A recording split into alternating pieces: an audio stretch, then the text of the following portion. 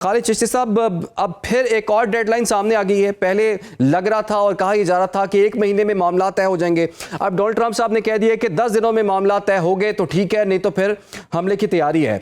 आपको क्या लगता है कि रोजे भी चल रहे हैं, उधर से बोर्ड ऑफ पीस का इजलास भी पहला बाज़ाब्ता हो गया है, और इस तमाम एफर्ट के दरमियान ईरान पर हमला हो सकता है आपके ख्याल में? बहुत शुक्रिया इमरान, आपने इन्वाइट किया।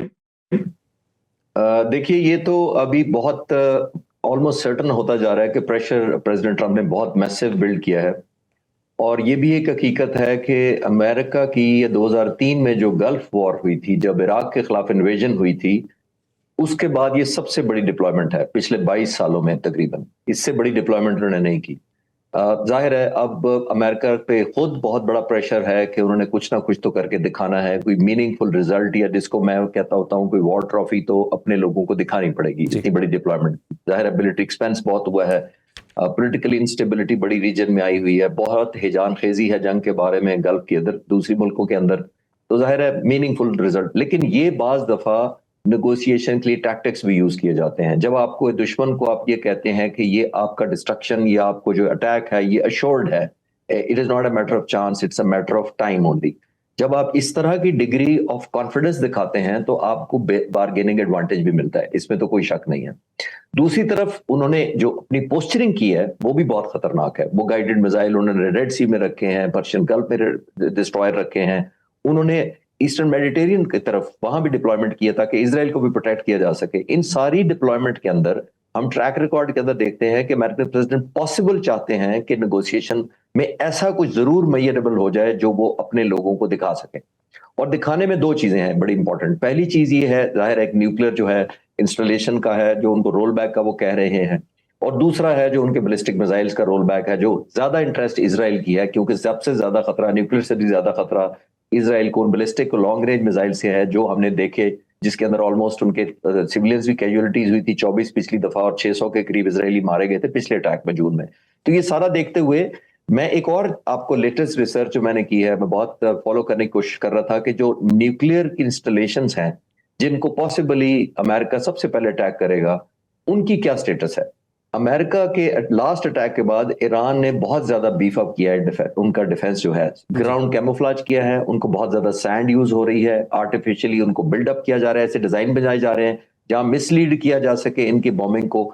यानी दूसरे लफ्जों में उन्होंने ना सिर्फ बीफ अप किया है, डिसेप्शन प्लान भी तैयार किया है, बिकॉज उनको भी ये सर्टन है कि ऐसा अटैक जब भी हुआ वो सबसे पहले मुझे लगता है कि न्यूक्लियर से शुरू होगा, या फिर जैसे लीडरशिप को कर सकते हैं, या बंकर्स को और कमांड हेडक्वार्टर्स को कर सकते हैं। तो देखना पड़ेगा। लेकिन जैसे मैं कह रहा हूं कि आखिरी कंक्लूजन में ये कहूंगा कि अमेरिकन प्रेसिडेंट इस वक्त तक तो बार्गेनिंग चिप पर यूज कर रहे हैं, लेकिन ट्रैक रिकॉर्ड इतना अच्छा इसलिए नहीं है उनका। ये जो 10 दिन का उन्होंने वादा किया, लास्ट जो मुज़ाकरात हो रहे थे वो 2 हफ्ते का ईरान को टाइम दिया गया था कि आपके पास 2 हफ्ते हैं, आप नेगोशिएशन को कंक्लूड करें। लास्ट अटैक जून में, और थर्ड डे पर अटैक कर दिया। तो ये जो 10 दिन है, ये मैं इसको खतरे की घंटी भी समझ रहा हूं। ठीक है खालिद चिश्ती साहब, आपको क्या लगता है अगर अमेरिका जो है वो अटैक करता है ईरान पर, तो ईरान के अपने दिफा में फैसला कुन जवाब देने की आपके ख्याल में पोजीशन में है इस वक्त? देखिए, ईरान के पास तो चॉइसेस ही नहीं है सिवाय सर्वाइवल के और मैक्सिमम हिट बैक करने के। अमेरिका के पास भी चॉइसेस नहीं, लिमिटेड होती जा रही हैं, क्योंकि अगर वो एक अटैक को एक हद से ज्यादा, जैसे जॉन साहब कह रहे थे कि ऑलमोस्ट 1.5 महीना हो गया कि डिप्लॉयमेंट की थ्रेट हुई, फिर उन्होंने अपना जो एयरक्राफ्ट कैरियर था अब्राहम लिंकन, वो साउथ ऑफ जापान था डिप्लॉयड, उसको 8,500 किलोमीटर सफर कराया 8.5 दिनों में, उसको सर पर डिप्लॉय कर दिया। बेसिकली वो किया क्यों, वो भी मैं कमेंट करता चलूं। वो इसलिए किया था इनको कि जो जॉर्ज ये है जो था फोर्ड का, ये तो डिप्लॉयड था वेनेजुएला के खिलाफ, उसको इसने घेरा हुआ था। इस जहाज का जो एयरक्राफ्ट कैरियर था, बुनियादी तौर पर इसका एडवांटेज 2 थे। एक, इसने कुछ साल पहले ह्यूतीज के जो मिसाइल से उनको इंटरसेप्ट किया था, ये डिप्लॉयड था इसी एरिया में। और दूसरा, इस जहाज एयरक्राफ्ट कैरियर के ऊपर F-35 डिप्लॉय होते हैं 10 के करीब, जो 10 लेकर वो आ रहे हैं, वो एक बहुत स्टेल्थ एक एलिमेंट एक एडवांटेज था। जो आप कह रहे हैं, प्रेशर जरूर बिल्ड हो रहा है, लेकिन अमेरिका के लिए एक चॉइस करने का टाइम भी कम होता जा रहा है, क्योंकि अगर वो डिले करते जाते हैं तो वो उनकी मिथ खत्म हो जाती है। जो उन्होंने ऑफेंसिव एक पोस्चरिंग की होती है वो डाइल्यूट हो जाती है, लोग समझेंगे ब्लफ है। और अगर वो प्रीमेच्योर कर देते हैं, जो कि अब प्रीमेच्योर नहीं रह गया, लेकिन प्रीमेच्योर मैं इस तरह कह रहा हूं कि रिजल्ट लिए बगैर अगर ये अटैक शुरू हो जाता है जिसमें टेक होम कुछ नहीं मिलता अमेरिका को, तो उधर से भी एम्बैरेसमेंट है।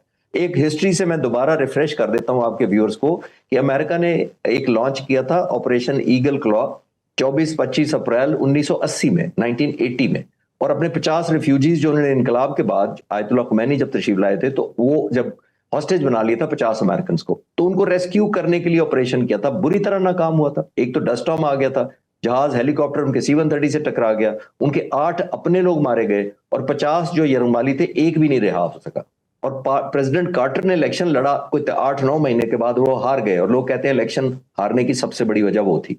प्रेसिडेंट ट्रंप ने भी 8 महीने बाद इलेक्शन तो नहीं लड़ना, लेकिन जितनी उन्होंने हाइप क्रिएट खुद की हुई है उनके बिहाफ पे किसी और ने नहीं की है।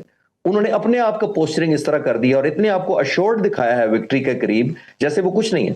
तो ईरान के पास तो चॉइस ही नहीं है। ईरान के पास लास्ट टाइम भी जून में मैं सबसे कहता हूं और आज भी कहता हूं कि जब इजराइल पर हमला किया था ईरान ने, तो दो मुल्कों का अगर मैं मिलिट्री स्टूडेंट के तौर पे कंपैरिजन करूं तो जो मिथ, जो जोम या भरम टूटा था वो तो इजराइल का टूटा था, क्योंकि उसने $265 बिलियन की मदद ली है जब से वो वजूद में आया है अमेरिका से। सिर्फ मिलिट्री एड की मैं बात कर रहा हूं, उसके बावजूद नंबर 1 एयर डिफेंस दुनिया का होने के बावजूद और 70 गुना ईरान से साइज में छोटा होने के बावजूद वो अपना दिफा नहीं कर सका था। क्या मतलब है उसका? उसका मतलब ये है कि पेनिट्रेट करके ईरान ने दिखा दिया।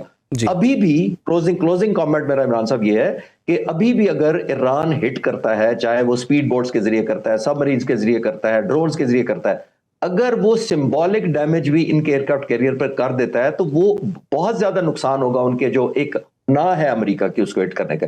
और आपने नोट किया जो ईरानी लीडर है, स्पिरिचुअल लीडर आयतुल्लाह, उन्होंने यही कहा है कि बाज दफा बड़ी ताकत को इतने जोर से थप्पड़ पड़ता है। मेरा ख्याल ये है कि ये उसी तरफ इशारा कर रहे हैं।